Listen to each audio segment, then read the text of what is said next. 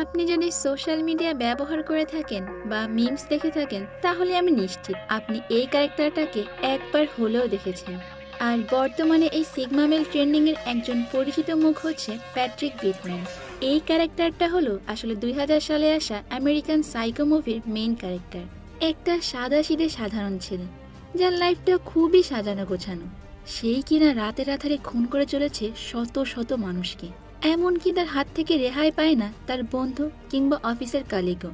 তবে সব থেকে অবাক করা ব্যাপার হলো এই ছেলেটা যে একজন সিরিয়াল কিলার এটা জানার পরও পুলিশ তাকে অ্যারেস্ট না করে ছেড়ে দেয়। তাহলে এখন প্রশ্ন হচ্ছে, এত এত মার্ডার করার পরেও পুলিশ তাকে কোনো শাস্তি না দিয়ে কেন ছেড়ে দিল? আর এই ছেলেটাই বা কিভাবে একজন সাধারণ মানুষ থেকে পরিণত হলো একজন ভয়ঙ্কর সিরিয়াল কিলারে?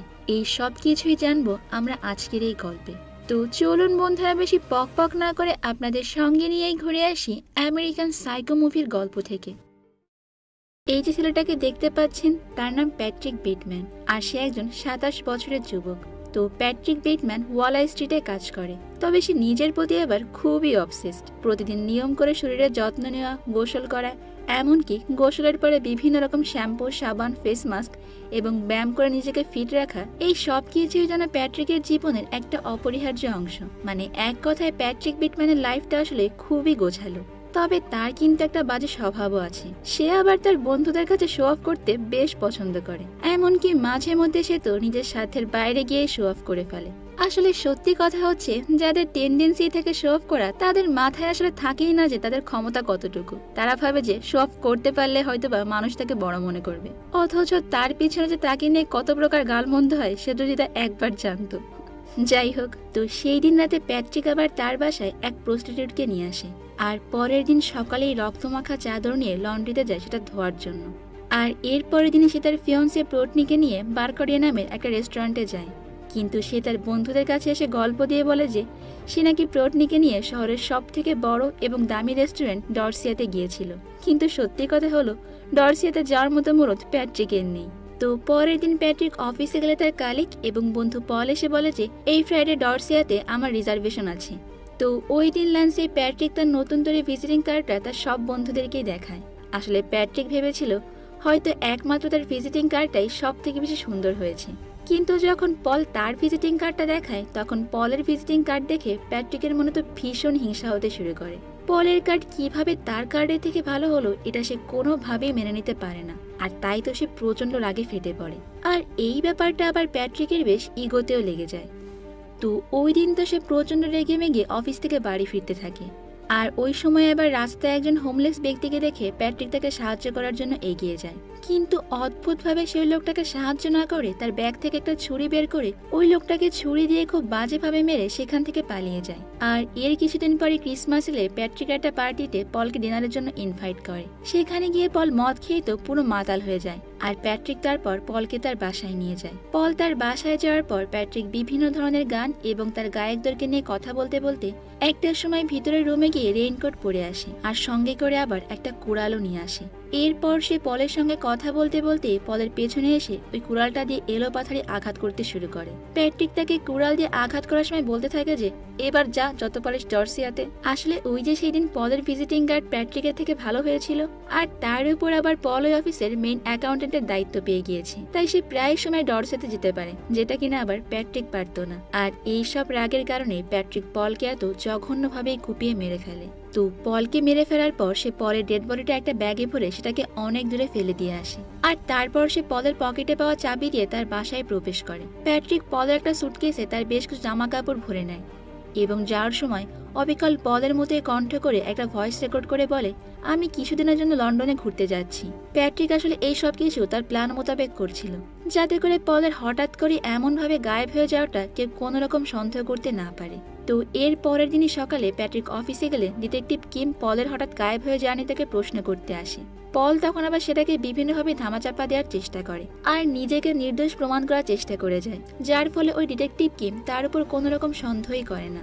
তো এরপরে দৃশ্য পরিবর্তন হলে আমরা দেখতে পাই ওই দিন রাতে বাড়ি ফিরে প্যাট্রিক জিম করছিল, আর ওই সময় টিভিতে একটা সাইকো কিলারের মুভি চলছিল।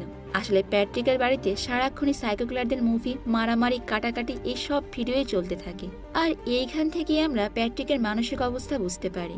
তো একদিন রাতে অফিস থেকে বাড়ি ফেরার সময় প্যাট্রিক দুইজন প্রস্টিটিউটকে তার বাসায় ধরে নিয়ে আসে। আর এরপর তাদের সাথে খারাপ কাজ করে তাদেরকে ছুরি, চাকু এবং অস্ত্র ব্যবহার করে তাদের অবস্থা অনেক খারাপ করে ফেলে, যার ফলে আবার তাদেরকে হাসপাতালে নিয়ে যেতে হয়। তো এর পরের দিন অফিসে আবার প্যাট্রিকের আরেক সহকর্মী লুইস সবাইকে তার ভিজিটিং কার্ড দেখায়। আর এবার লুইসের ওই ভিজিটিং কার্ড দেখে প্যাট্রিক তো হিংসায় জ্বলে যায়। তাই একটু পরে লুইস ওয়াশরুমে গেলে প্যাট্রিক যখন পেছন থেকে তার গলা চেপে ধরতে যাবে, তখন লুইস বলে যে, আরে তুমি কি করছো? তুমি যেটা মনে করছো আমি এরকম না। মানে ওই যে আমাদের বাংলা সামাজিক বিজ্ঞান বইয়ের শরীফ এবং শরীফার গল্প। মূলত প্যাট্রিককে দেখে লুইস মনে করছিল যে প্যাট্রিক হয়তো অন্য কোনো উদ্দেশ্যে তার কাছে গিয়েছে। আর এটা দেখে তো প্যাট্রিক আবার ঘাবড়ে গিয়ে সেখান থেকে পালিয়ে চলে যায়। কিন্তু এর পরের দিনই প্যাট্রিক অফিসে গেলে ওই গোয়েন্দা কিম আবার তার সঙ্গে দেখা করতে আসে এবং এবার প্যাট্রিক তাকে কাজের বাহানা দেখালে কিম নেক্সট উইকে তার সঙ্গে একটা লাঞ্চ ডেট ফিক্সড করে, যেখানে তাকে আবার পলের ব্যাপারে জিজ্ঞাসাবাদ করা হবে। তো ওই দিন রাতে প্যাট্রিক তার অফিসের সেক্রেটারি জিনকে তার বাসায় ডিনারের জন্য ইনভাইট করে। আর এরপর সে জিনের সঙ্গে খারাপ কাজ করে এবং পলের মতো জিনকেও মারার জন্য তার সামনে বিভিন্ন ধরনের গান গাইতে আর গল্প করতে শুরু করে। আর এরই মধ্যে আবার সে বিভিন্ন ধরনের হাতিয়ার দেখতে থাকে যে কোনটা দিয়ে জিনকে মারা যায়। এবং একটা পর্যায়ে সে যখন একটা নেক গান দিয়ে জিনকে শুট করতে যাবে, ঠিক তখনই তার ফিয়ন্সে প্রোটিনে তাকে কল করে। ফলে হঠাৎ করে প্যাট্রিকের মাইন্ড চেঞ্জ হয়ে যায়। আর তখন প্যাট্রিক জিনকে তার বাসা থেকে চলে যেতে বলে। জিন হঠাৎ করে প্যাট্রিকের এমন অদ্ভুত ব্যবহার দেখে অনেক ভয় পেয়ে যায়। তাই সে কোনো কিছুই না বলে চুপচাপ তার বাসা থেকে বের হয়ে যায়। তো এরপরে কিমের কথা মতো নেক্সট উইকে প্যাট্রিক তার সঙ্গে দেখা করে। আর এবার কিমের কথা শুনে প্যাট্রিক বুঝতে পারে যে পলের গায়েব হয়ে যাওয়ার জন্য পুলিশরা তাকেই সন্দেহ করছে। তো ওই দিন রাতে প্যাট্রিক আবারও দুইটা মেয়েকে নিয়ে পলের বাড়িতে যায়। আসলে পলকে মেরে ফেলার পর থেকে তার বাসাটা খালি পড়ে থাকার কারণে প্যাট্রিক প্রায় সময় বিভিন্ন মেয়েকে নিয়ে পলের বাড়িতেই উঠত। মানে ফাঁকা বাড়িতে তার ওসব কাজ করতে বেশি সুবিধা হতো। যাই হোক, তো সেখানে গিয়েও সে খারাপ কাজ করার সময় একটা মেয়েকে মেরে ফেলে। আর এই দেখে বাকি মেয়েটা ওখান থেকে পালিয়ে যাওয়ার সময় সে ওই বাড়িতে আরো অনেক মানুষের ডেড বডি পড়ে থাকে দেখে। এদিকে ওই মেয়েটাকে পালিয়ে যেতে দেখে প্যাট্রিক উপর থেকে তার উপর চেন সমারে, যার ফলে ওই মেয়েটা সেখানেই মারা যায়। আর এখানেই আমরা প্যাট্রিকের একটা ভয়ঙ্কর রূপ দেখতে পাই। তো এর পরের দিন রাতে প্যাট্রিক যখন এটিএম বুথ থেকে টাকা তুলতে যাবে, তখন হঠাৎ করে সেখানকার স্ক্রিনে লেখা ওঠে ফিড মি আ ক্যাট, অর্থাৎ আমাকে একটা বিড়াল খাও। আর এটা দেখে তো প্যাট্রিক রাস্তা দিয়ে যাওয়া একটা মহিলা বিড়ালকে তুলে নেয় গুলি করার জন্য। আর এই দেখে ওই মহিলাও তাকে বাধা দিতে এলে প্যাট্রিক সঙ্গে সঙ্গে গুলি করে ওই মহিলাকে সেখানেই মেরে ফেলে। আর এই দৃশ্য পুলিশ দেখে ফেলায় পুলিশ তার পেছনে এলে পুলিশের সাথেও তার গোলাগুলি হয়, যার ফলে আবার সেখানে বেশ কিছু পুলিশ মারাও যায়। কিন্তু অদ্ভুতভাবে তারা প্যাট্রিকের কোনো ক্ষতিই করতে পারে না। এমনকি অফিস পর্যন্ত যেতে যেতে প্যাট্রিক তার সামনে যাকেই দেখছিল তাকেই গুলি করে মেরে ফেলছিল। ওদিকে ওই ঘটনার পর পুলিশ হেলিকপ্টার নিয়ে পুরো শহরেই প্যাট্রিককে খুঁজে বেড়াতে থাকে। আর এদিকে আবার প্যাট্রিক তার উকিল হ্যারল্ডকে ফোন করে এই পর্যন্ত যতজনকে খুন করেছে তার সবকিছুই স্বীকার করে নেয়।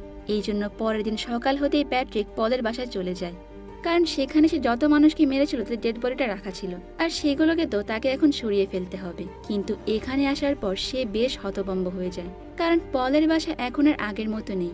বাসাটাকে রিপেয়ার করে ভাড়া দেওয়া হবে, এই কারণে কর্তৃপক্ষ বাসার ইন্টেরিয়র পুরো চেঞ্জ করে ফেলেছে। প্যাট্রিক যেখানে ডেড বডিগুলোকে লুকিয়ে রেখেছিল সেখানে সেগুলো নেই, বরং সেখানে অন্য সব জিনিসপত্র রাখা রয়েছে। তখন সে ওখানকার একজন মহিলার কাছে এই ব্যাপারে জিজ্ঞাসা করলে ওই মহিলা তাকে বলে যে এখানে তারা কোনো কিছুই দেখতে পায়নি, আর এই বাড়িতে পল নামের কেউই থাকে না। এটা শুনতে প্যাট্রিকের মাথা পুরোপুরি ঘুরে যায়। তাই সে সেখান থেকে ফিরে তার সেক্রেটারি জিনকে ফোন করে কান্নাকাটি করে। আর এরপর সে সেখান থেকে অফিসে গেলে তার উকিল হ্যারল্ডের সঙ্গে তার দেখা হয়। তখন প্যাট্রিক তাকে গত রাতে পাঠানো সে ভয়েস রেকর্ডারের কথা বলে। আর তখন হ্যারল্ড তাকে অবাক করে দিয়ে বলে যে হ্যাঁ শুনেছি তোমার পাঠানো জোকসটা আসলে অনেক ফানি ছিল। তো প্যাট্রিক তো তার মুখে এমন কথা শুনে অনেক কনফিউজড হয়ে যায়, কারণ সে তো তাকে কোনো জোক পাঠায়নি, তাহলে উকিল এসব কথা কেন বলছে। আর তাই তখন প্যাট্রিক আবারও পলকে মারার কথা স্বীকার করলে হ্যারল্ড বলে যে আমি 10 দিন আগে 2বার পলের সাথে গিয়ে লন্ডনে ডিনার করেছিলাম, তাহলে তুমি কিভাবে পলকে মারলে? হ্যাঁ, আর সেটা এখন লন্ডনে, আর এটা কিভাবে সম্ভব বলো তো? তুমি তো আমার সঙ্গে মজা করছো তাই না? তো প্যাট্রিক তো তার কথাবার্তা শুনে কিছুই বুঝতে পারে না। এদিকে আবার প্যাট্রিকের সেক্রেটারি জিন তার অফিসে বসে প্যাট্রিকের ডায়েরিতে বিভিন্নভাবে মানুষকে হত্যা করার আর্ট দেখে থাকে। আসলে প্যাট্রিক এই পর্যন্ত যাকে যেভাবে মেরেছে তার সবই পেইন্টিং এখানে আঁকা ছিল। আর এখান থেকে আমাদের কাছে সবটা ক্লিয়ার হয়ে যায়, মূলত প্যাট্রিক এতদিন যেসব মানুষকে হত্যা করেছিল তার কিছুই সত্যি ছিল না। প্যাট্রিক আসলে একজন লোনলি মানুষ, আর তার আশেপাশের অনেক মানুষের উপর তার বেশ রাগ। তাই সে নিজের কষ্টগুলো অন্যদের অনুভব করাতে চায়। এমনকি সে এতটাই সেলফ অবজেস্ট যে সে কাউকে তার থেকে ভালো একদমই সহ্য করতে পারে না। এই কারণে কোনো কিছু হলে সে মনে মনে তাদেরকে মার্ডার করার চিন্তা করত। আর এই সব কিছুই আমরা যে দেখেছি তা এতদিন ধরে সে হ্যালোসিনেট করছিল। আসলে বাস্তবে সে কাউকেই খুন করেনি, আর এই সব কিছুই ছিল তার আকাঙ্ক্ষা। বাস্তবে আসলে যেহেতু কিছুই ঘটেনি, তাই পুলিশ তাকে এই কারণে কোনো শাস্তিও দেয় না। আর এইভাবেই একজন ভয়ঙ্কর সিরিয়াল কিলার মুক্তি পেয়ে যায়। আর আমাদের আজকের এই গল্পটা এখানেই শেষ হয়ে যায়। আসলে সামান্য হ্যালোসিনেট করে একজন মানুষ যে কিভাবে সিগমা মেল হতে পারে এটা আমার জানা নেই। আর সত্যি যদি আপনি মিসোজিনিস্ট মানে নারী বিদ্বেষী হয়ে থাকেন বা সিগমা মেল হয়ে থাকেন, তাহলে আপনার অবশ্যই উচিত একজন সাইকিয়াট্রিস্টকে দেখানো। কারণ আপনার ঘরে আপনার মা, বোন, স্ত্রী সহ আপনার মেয়েও আছে। তাই নারীদের উপর এরকম রাগ পোষণ করা আপনার একেবারেই উচিত না। তো আজকের গল্পটা আপনাদের কাছে কেমন লেগেছে তা কিন্তু আমাকে কমেন্ট করে অবশ্যই জানাবেন। দেখা হবে অন্য কোনো সুন্দর মুভির এক্সপ্লেনেশন নিয়ে ভিন্ন কোনো সময়। ততক্ষণ পর্যন্ত ভালো থাকবেন, নিরাপদে থাকবেন। আল্লাহ হাফেজ।